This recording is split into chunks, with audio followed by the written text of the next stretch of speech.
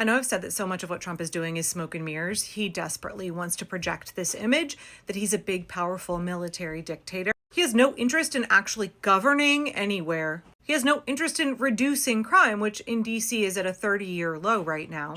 Much like his grotesque military dictator-style birthday parade, what he's doing in Washington, D.C. now is all about the bluster. It's all about putting on a show to try and make you think he's big and powerful and that he controls the military. I know that law enforcement, the American Gestapo, they're causing real harm in DC right now. But it's all propaganda. It's all for show. The Washington Post reported on Sunday that Trump is sending law enforcement into parts of DC that don't have high crime, and that a lot of them are just there to threaten and intimidate the residents.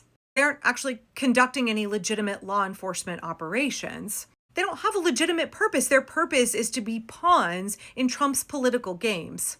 How humiliating for our service members. How humiliating for legitimate law enforcement. On Sunday, there were multiple reports of National Guard members standing around, being bored, having nothing to do, just like Guard members in LA. They have no legitimate function. Trump is wasting huge amounts of taxpayer money to use our service members as pawns. I mean, look at this.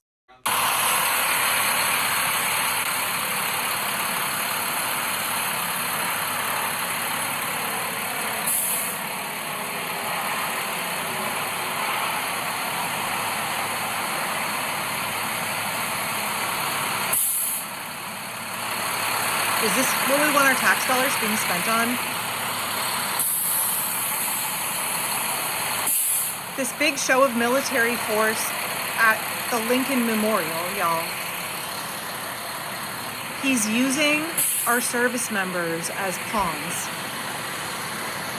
He wants you to think he's occupying the city and controlling people, but they're sending Guard members to places where they're not doing anything. They're sending all kinds of federal law enforcement agents to places where they're not conducting legitimate law enforcement. They have no purpose there. It's smoke and mirrors. It's meant to get you to think, well, shit, he can occupy any city in this country. He controls the military. There is nothing we can do. It's once again to get people to start saying, martial law, martial law. We need to be reminding ourselves and others, this is not normal. This is not normal to have federal law enforcement in body armor and with big guns standing around in the United States Capitol, in Los Angeles, in any major city, in any small town, anywhere in the United States. This is not normal.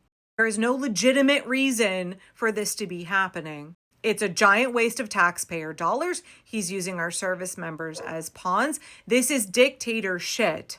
But y'all, just like he thought his dictator-style military birthday parade was going to be a big show of power that impressed everybody and made us all roll over for fascism, but that was a complete and utter failure, a big embarrassment for him. We saw members of the army who engaged in pretty overt malicious compliance. Remember the squeaky tank creaking along as soldiers marched out of step on purpose? I know I've said it before, but of all the strong men, we got the one who is the biggest buffoon. The one who's the cringiest and most embarrassing. The one that real dictators like Kim Jong-un and Bibi Netanyahu and Vladimir Putin laugh about behind his back, or like kind of a little bit to his face. Even though he's causing harm, he's arresting people, ICE is continuing to brutalize people. It's all, at the same time, really embarrassing for him. It's incredibly inept. It's like just so obvious how bad he is at all of this. It's like a guy who's never served in the military doesn't know what he's doing. A guy who fires all his legitimate generals, military advisors. That guy doesn't know what the fuck he's doing. It's very, very clumsy. And the people in Washington, D.C. are not going to stand for it. I mean, they're already not standing for it. From day one, they're like, no, this is not going to fly here. And they will continue to resist. We will continue to see morale fall amongst service members who are being used in this way. And as long as we consistently push back, we refuse to tolerate what's happening, he's not going to succeed at this, y'all. We cannot give him the option. That option is not on the table. He's not going to succeed. As long as the American people keep showing up with this kind of energy, he's not going to win.